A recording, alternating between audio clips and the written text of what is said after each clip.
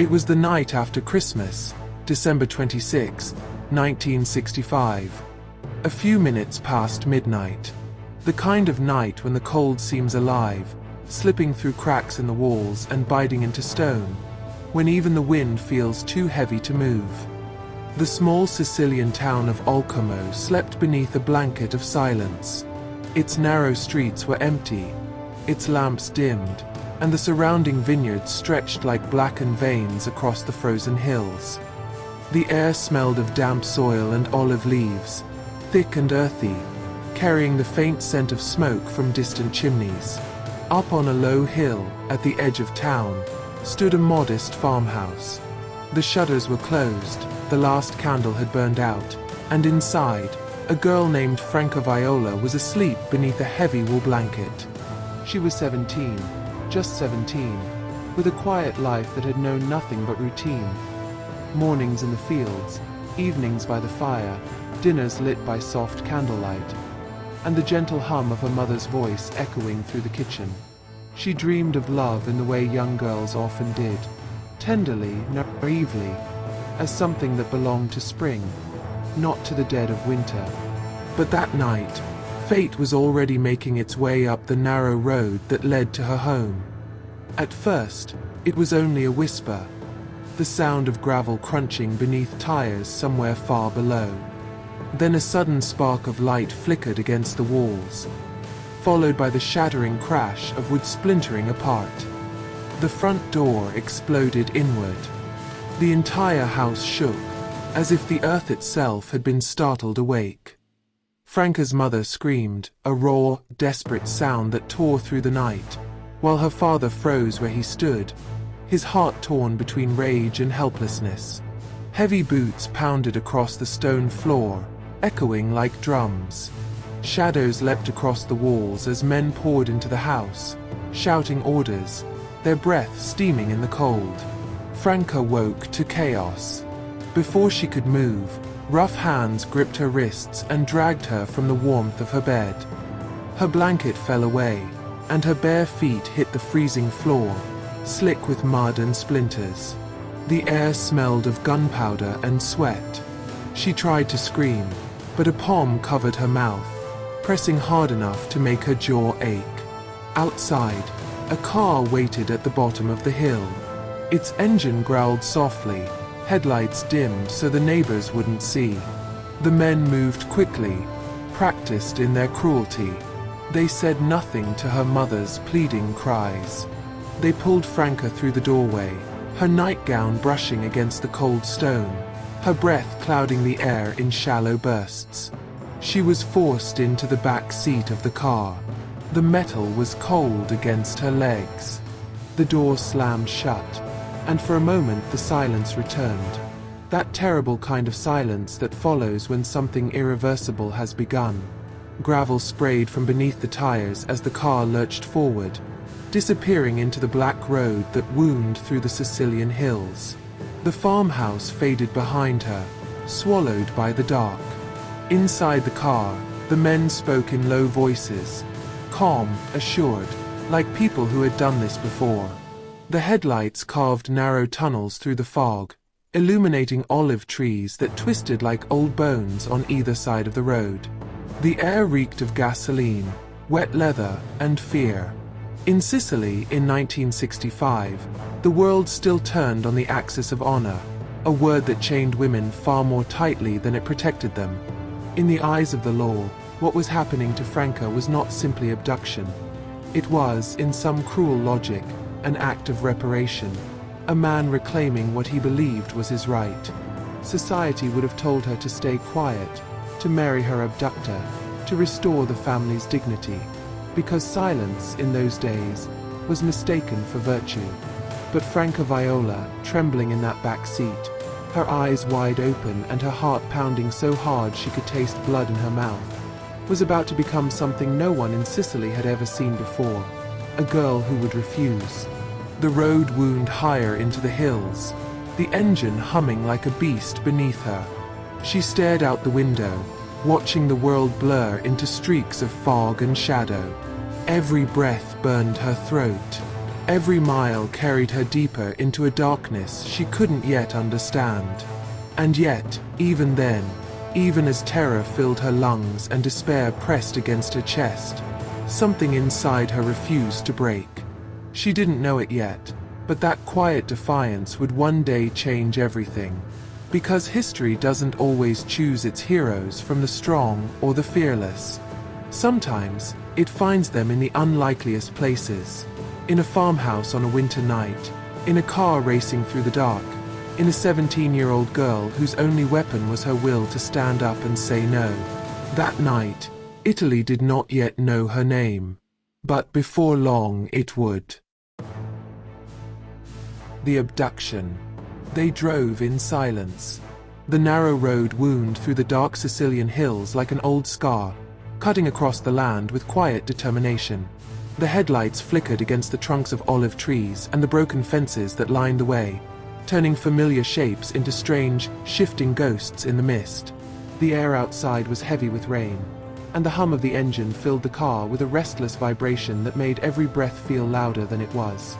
In the back seat sat Franca Viola, her wrists bound with a strip of torn cloth. Someone had thrown a coat over her shoulders, one that wasn't hers, to cover the thin nightgown she still wore.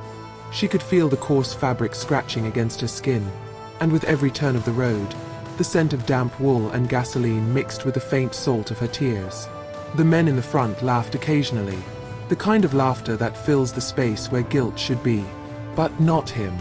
Filippo Melodia, the man once called her sweetheart, said nothing.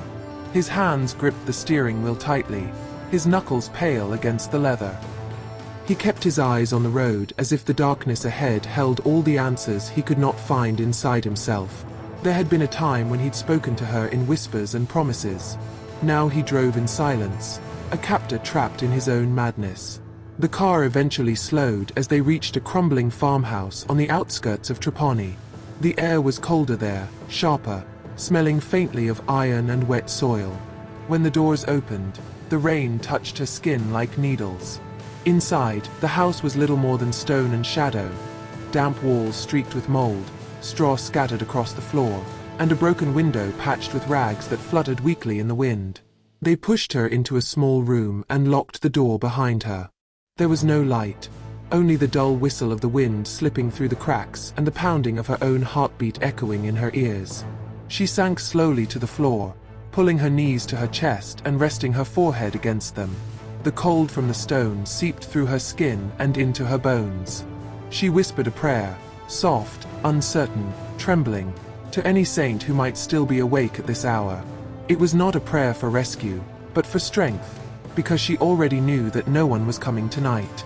Hours passed in fragments, the sound of footsteps outside, voices rising and falling, then fading again into silence. Eventually, she heard the click of a key turning in the lock. The door opened, and Filippo stepped inside. He still wore his hat, and there was a half-smile on his face that didn't reach his eyes. "You don't have to be afraid, Franca," he said quietly. "I'm fixing everything. We'll get married like before."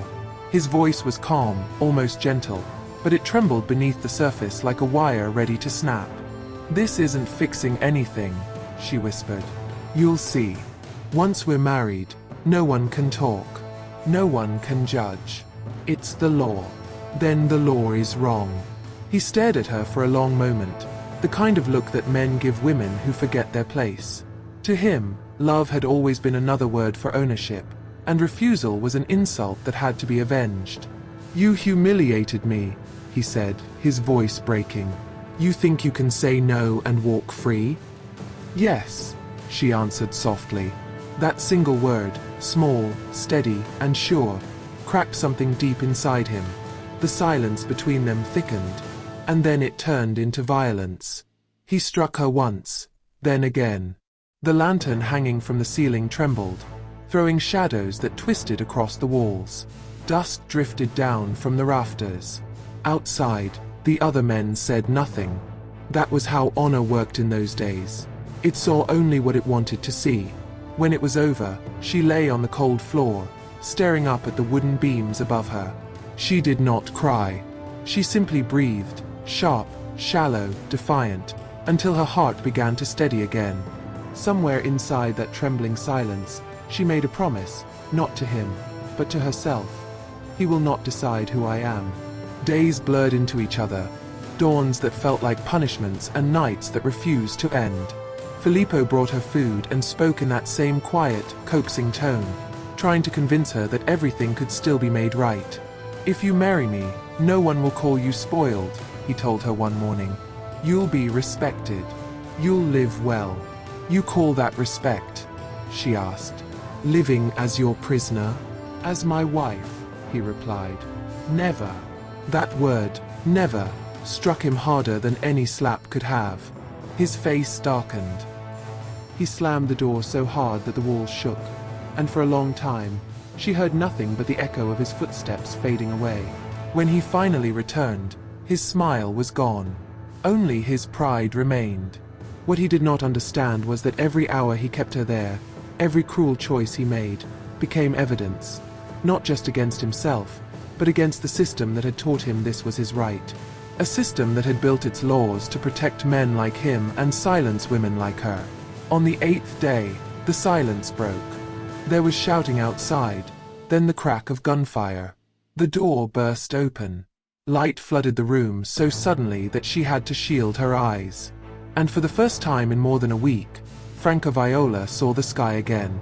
She didn't cry when they pulled her out. She didn't faint or speak. She only whispered, "It's over." But it wasn't. Because the real battle, the one that would test not her body but her spirit, not her silence but her voice, was only just beginning. She would soon stand in a courtroom where every stare carried judgment and every question begged her to surrender her truth. Instead, she spoke. And the world listened. If stories like this remind you that courage can outlive cruelty, then subscribe to our channel, History Reechoed, and help keep voices like Franca's from fading into silence. Because silence protects the powerful. The return. They brought her home on a cold morning when the air hung still and colorless above the hills, as if Sicily itself did not know how to look her in the eye. The sky was pale and brittle, drained of warmth, and the mist clung to the stones like a second skin. The car stopped outside the Viola farmhouse, its tires crunching against the gravel. When the door opened, Franca stepped out slowly. She was 17, trembling all over, her hair tangled and matted, her coat far too large for her small frame. Yet her gaze, steady, unbroken, did not flinch. Her mother was the first to run toward her, but halfway there she stopped. The tears came, yes, but so did fear, because in that time and in that place, a girl who came home after what had been done to her was not treated as a victim. She was treated as a scandal. Inside the house, the shutters were drawn tight. Outside, the neighbors watched from behind half-open windows, their whispers rising like wind through dry leaves. They spoke prayers that sounded more like judgments. The same women who once smiled at Franca in the marketplace now crossed themselves when she passed. Men spat words like dishonor, shame, and spoiled, as if their contempt could restore the purity they claimed she had lost. In Alcamo, in 1966, a woman's worth was not measured by her strength or her courage, but by her purity. And the law agreed. Under Italian Penal Code Article 544, a man who kidnapped or raped a woman could escape punishment entirely if he married her. They called it matrimonio reparatore, the reparatory marriage. It was a cruel tradition that asked the wound to marry the knife, a ritual meant to turn violence into virtue, and silence into honor. Her father, Bernardo Viola, sat at the kitchen table, his large hands trembling as they wrapped around a cup of coffee that had long gone cold. He was a proud man, a farmer who worked the land with the same patience he brought to his faith. He believed in order, in rules, in respect. But this was something no rule could make right. "Franca," he said quietly, "they're saying if you marry him, the police will drop the case. It will be over. You can start again." She stood near the window, her face turned toward the faint light that managed to seep through the shutters. "Start again?" she asked. "By calling him my husband?" "I just want peace," he murmured. "For you. For all of us." He looked down as he spoke, because even he didn't believe peace could come that way. Her mother, Rosalia, gripped her rosary so tightly that the beads left small red marks in her palm. "They'll come for us again, Franca," she said. "You know what they do. They burn, they break. They never forgive." Franca turned to her then. Her eyes were wide, her voice low but steady. "Then let them," she said. "I'd rather be burned than belong to him." The words froze the air in the room. Even the wind seemed to stop at the door, unwilling to disturb the silence that followed. Days passed, and then weeks. Letters began to arrive, some filled with threats, others with persuasion, and some disguised as advice from men who claimed to know what was best. Local officials came to the house, urging them to make it go away quietly. Priests arrived next, their words coated in mercy, telling Bernardo that God valued forgiveness above all things. But Franca understood something they did not. Forgiveness should never be demanded of the wronged. Behind closed doors, her family began to fracture. Her younger brother was beaten in the street by boys who carried their father's hate in their fists. The Viola vineyard was vandalized, vines ripped from the soil and left to rot. In the marketplace, the women whispered her name as if it were a curse. And yet, Franca did not bend. Every morning before dawn, she rose and tied her hair back, helping her mother in the kitchen just as she had before. She refused to hide. She walked through the narrow streets of Olcamo with her chin lifted just high enough to make those who stared feel their own shame reflected back at them. That quiet defiance began to spread, first through murmurs among the townspeople, then through whispers in nearby cities, and finally through the pages of newspapers that carried her name across Italy. Franca Viola, the girl who said no, the girl who refused to marry her rapist, the girl who would rather face her country's hatred than surrender her dignity. Her courage divided the nation. Some called her brave, others called her ruined. But for the first time, Italy was forced to look at itself, to see what it had become beneath the veil of tradition and honor. "They wanted me to forget," Franca would later say, "but I remembered. They wanted me to kneel, but I stood." And when the trial finally began, the girl from Olcamo did not merely take the witness stand. She took back her story. In a time when silence was survival, Franca chose truth. And that single act, that refusal to yield, lit a fire that would one day burn down the law that tried to erase her. If stories like this remind you that courage can outlive cruelty, then subscribe to our channel, History Reechoed, and help keep voices like Franca's from fading into silence. Because silence protects the powerful. The Mafia's son. While the country whispered about shame and forgiveness, Filippo Melodia was busy trying to buy back his honor. He came from one of Olcamo's most feared families, men who spoke softly and carried knives sharper than their smiles. His uncle was a known mafioso, the kind whose shadow stretched across police desks and courtroom benches. In Sicily, power didn't ask for permission. It simply existed, quietly, like the smell of gun oil in a church. And Filippo had plenty of it. In the weeks after Franca's rescue, he strutted through the streets of Olcamo with that familiar swagger, the kind that made people look away rather than meet his eyes. He called her ungrateful, hysterical, confused. He said it wasn't kidnapping, it was love. A misunderstanding between a man and a woman who had once been promised to each other. "I did what any man would do," he told a reporter once, leaning back in his chair as if the world still belonged to him. "She'll see reason. She always does." But Franca didn't. And that refusal, that quiet, unwavering no, was a wound his pride couldn't heal. Behind closed doors, he began to work the system the way his family had always done. Money changed hands. Police reports went missing. Statements were rewritten. A magistrate who had once condemned him now spoke gently about cultural customs and ancient honor. In a matter of weeks, the hunter became the victim, at least on paper, and Filippo reveled in it. He'd stroll into the cafe at Piazza Ciulo, cigarette in hand, laughter heavy with arrogance, and say things like, "It always comes back to balance." He promised everyone that soon, Franca would do the right thing. All she has to do, he declared one evening, his voice carrying across the tiled room, is apologize. Then I'll take her back, like a man forgives a foolish child. The men around him laughed. Not because it was funny, but because that's what men did in Olcomo when power spoke. Yet beneath the bravado, something inside him was cracking. He had expected her father to fold, her mother to beg, the village to shame her back into silence. Instead, the Violas had done the unthinkable. They filed charges. And for the first time in his life, Filippo Melodia found himself hunted by a law he thought he owned. The newspapers turned on him. First in whispers, the Mafia's son, the dishonored fiancé. Then in bold ink. He was no longer the wronged lover. He had become a symbol of everything Italy wanted to forget about itself. The corruption, the cruelty, the rot that hid beneath tradition. Still, he didn't break. He sent messages to the Viola family, through priests, through cousins, through anyone who would listen. Tell her, he said, the offer still stands. Marry me, and this all goes away.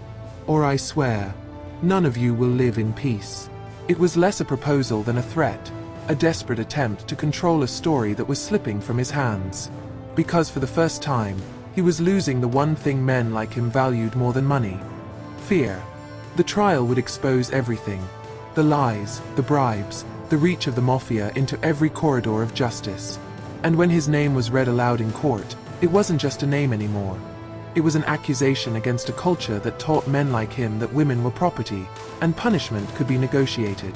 And though he smirked in the courtroom, though he still believed money could buy silence, the world was changing around him. The girl he once dragged through the dirt had become untouchable. Not because of protection, but because of courage. He offered her marriage, one paper wrote. She offered him truth. And in the end, truth is the one thing men like Filippo can never bury. The trial. When Italy watched. By the time the trial began in December of 1966, all of Italy was watching. The newspapers called it the trial of honor. But inside the courthouse in Trapani, it was something else entirely. It was the trial of an idea. The benches were packed tight. Men in dark wool coats. Women clutching rosaries until the beads left marks on their palms. Reporters jostled for space, their cameras clicking like nervous teeth against the marble hush of the room. And at the center of it all, Franca Viola. She walked in beside her father, her head lifted, a plain black dress falling just above her ankles. No makeup, no veil, only silence, deep, respectful, uneasy. It wasn't just her beauty that struck them. It was her stillness, the kind that doesn't come from fear, but from a quiet, deliberate resolve. Across the room sat Filippo Melodia, lounging as if the trial were a performance staged for his benefit. His family crowded around him, men in dark glasses and pressed suits. He leaned toward his lawyer, smirked, and whispered something that made them both laugh. The same easy smile he wore the night he took her. He still believed the system belonged to him. And, in many ways, it did. Witnesses changed their stories. Police officers forgot details they had once sworn to remember. One clerk disappeared altogether. The judge, it was whispered, had accepted gifts. But Franca didn't waver. When she took the stand, the entire courtroom leaned forward. The prosecutor asked her one question. Simple, cold, final. Do you confirm your accusation? Franca looked straight ahead. Her voice didn't tremble. Yes, she said, because what he did to me was not love. It was violence. And no woman should ever be forced to forgive that. For a moment, the courtroom went still. Even the air seemed to hold its breath before moving again. The defense tried everything. They paraded priests, relatives, neighbors, all to argue that marriage was the honorable solution. They called her stubborn, disrespectful, unruly.